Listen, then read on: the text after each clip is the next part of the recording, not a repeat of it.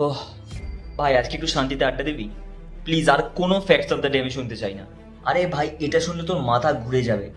জানিস শনি গ্রহতে হীরের বৃষ্টি হয়? দাদা, এটা নাসা নাকি নেটফ্লিক্স? কিরকম সিরিয়ালের মতন গল্প বলছিস? আরে না রে ভাই, একেবারে সাইন্টিফিক। স্যাটার্ন আর জুপিটারের অ্যাটমসফিয়ারে প্রচুর পরিমাণে হাইড্রোজেন আর মিথেন আছে। যখন বজ্রপাত হয় তখন ওই গ্যাসগুলো কার্বনে পরিণত হয়।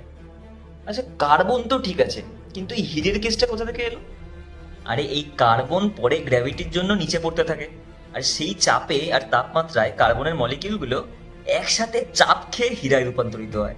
মানে স্যাটার্নে লিটারালি ডায়মন্ড রেইন হয়। নাসার রিপোর্টে আছে এসব, আমি কিছু বানিয়ে বলছি না।